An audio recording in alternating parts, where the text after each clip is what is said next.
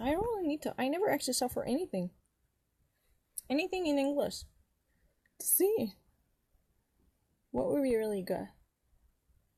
New technology. New technology. I don't mind. Or to see anything. Tesla. Who wants your banking data? Wer besitzt Ihr eigene finanzielle Informationen als ein Datum? Yeah, let's actually see. 내가 배우는 that I learn. 내가 배우고 있는 중인. I don't really know it. I'm so sorry. I don't really know it in Korean. Technology is changing the banking world one transaction at a time. Fintech or financial technology is giving more opportunities to change the way consumers interact with. So Kate Rooney, Katerooney actually says that financial technology makes its own, transaction to be changed one at a time by making enormous progress on a daily basis. This is really a frequent expression that would actually, go like this. Every single day there is a new change that would actually make this whole world around. It's really fascinating to experience this type of amazing innovation that has never been experienced. The fintech technology, that's really a financial banking institution's, trading method that would actually be associated with the personal online banking technology that actually, recognizes how these, customers and clients' information can be handled throughout the banking industry. Let's try to actually listen to it. The new landscape has created a movement called open banking, which is fighting for banks and fintech companies to be a bit more transparent with their customers.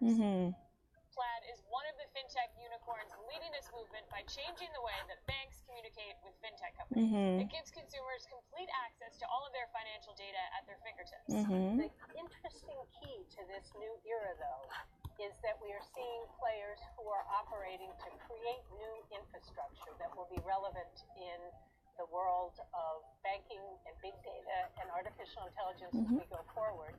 And one of those examples is Plaid. Traditional banking offered less freedom and control for consumers over their financial decisions. Open banking gives consumers more reign over their finances and ups transparency between their interactions. The goal of open banking is to put power into the consumer's hands by enabling them to understand information about their bank accounts with third-party sources. The movement is growing with companies like Plaid at the helm. And the fintech company is everywhere. We've integrated with every bank in the U.S. and now most of the banks in Canada and in the UK. And those integrations allow us to collect data or take action on their behalf. With all of these companies gathering your financial information for their own purposes, who actually owns your banking data? So firstly, that there is a great trend that has been commonly traded in the banking system. That's really open, technology. Open information platform is really the new source because that would actually, break down the barriers so far existing between the banking institutions and customers by giving a greater leverage for average clients at their fingertips. They can easily actually check up on their financial information and data. Even they can actually have a greater say in this equation to control the information relevant to their financial transactions that might be seen to third parties or third accommodating companies who might actually get in the way of transactions. And at the forefront of this, new technology, there is a company called The Plate. I'm not really so sure if this would be a commercial because the CNBC could actually be subject to certain type of criticism for being advertisement program. So I have to be very conscious about it. But let me actually see this one.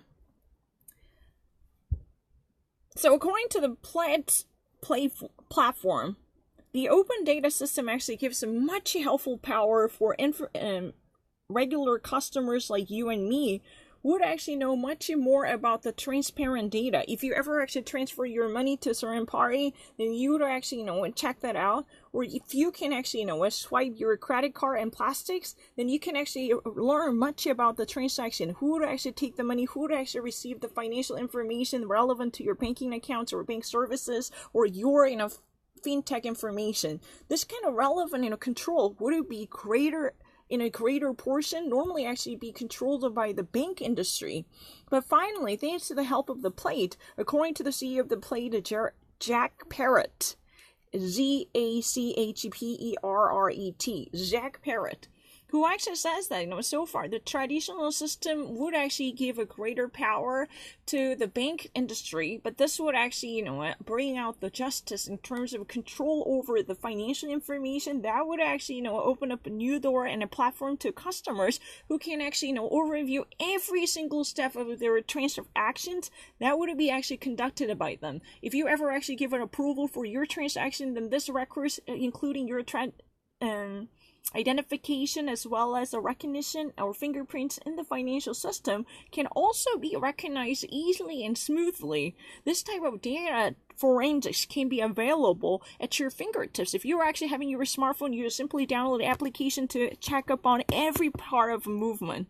Then this kind of greater transparency and neutrality in the financial market would actually be allowed thanks to the many contributions coming from this information. According to the Harvard Business School professor Karen Mills, so far there has been such a disconnection between the banking industries and the regular customers who would actually deposit their money to actually bring money out of it. However, whoever actually mediate this credit card services as well as a banking institution, they actually mishandle and mistreat the information about the possible abuse. That kind of notion which is so prevalent, but a new trend, what's been called the open information, open transformation for the banking sectors, by actually increasing and elevating the grade of a transparency, which would actually give a greater and intensified power back to consumers. That would be such a revolutionary action, which activates a sense of justice in the realm of financial transaction. Because each consumer now actually knows what has been done once they actually decide to sign up for the deal, or they actually send out money, wire money, or even approve a transaction by making an order or placing an order. This kind of renewal of understanding can be much prevalent. But the question right now arises from this: who truly owns our financial transaction data, or who owns our information about financial history? How much of our personality can be guaranteed in this financial transactions? That's really the question that's to be, undermined at this moment.